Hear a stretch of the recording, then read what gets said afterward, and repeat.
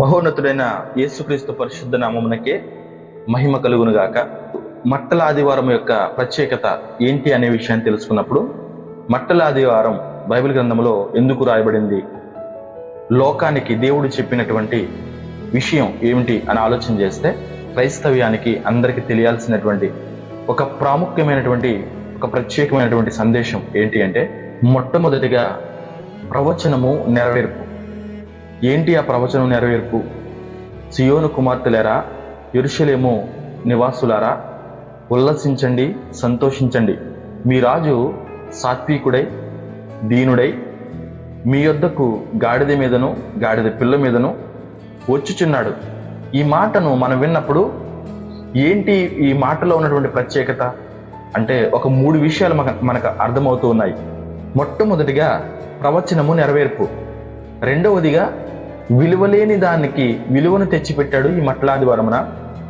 మూడవదిగా మనం ఆలోచన చేస్తే, ఇంతవరకు బంధింపబడుతూ వచ్చినటువంటి ఇశ్రాయేలు, ఇక నుంచి నీవు బంధింపబడినటువంటి దినాలు పోయాయి, ఇక నుంచి నేను నిన్ను బంధకాల నుండి విడుదల చేస్తూ ఉన్నాను అని చెప్పడానికి.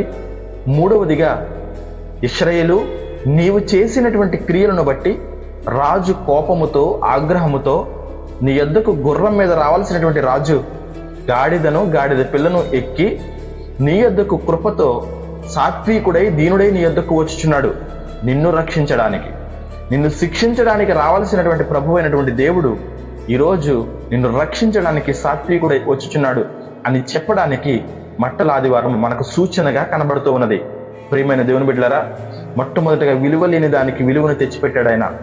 బంధింపబడినటువంటి ఇశ్రాయేలు ఎంతకాలము వారి చేతి కింద, వీళ్ళ చేతి కింద, ఐగుప్తు చేతి కింద, బబులోను చేతి కింద బంధింపబడుతూనే వచ్చింది.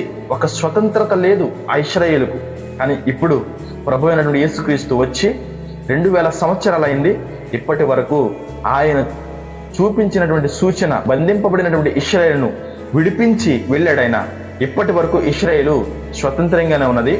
మూడవదిగా మనం ఆలోచన చేస్తే, ఒక ప్రత్యేకమైనటువంటి రీతి ఏంటి అంటే, ఇశ్రాయేలు యొక్క క్రియలను బట్టి కోపముతో రావాల్సినటువంటి దేవుడు ఈరోజు సాత్వికుడై దేవుని కృపతో ఆయన రక్షించడానికి వచ్చాడు అని చెప్పడానికి ఈ మట్టల ఆదివారం చాలా ప్రత్యేక సందేశాన్ని తెలియపరుస్తుంది. కాబట్టి ఇది లోకానికి తెలియపరుద్దాం. దేవుడు మిమ్మల్ని, మీ కుటుంబాలను దీవించి ఆశీర్వదించునుగాక. ఆమేన్.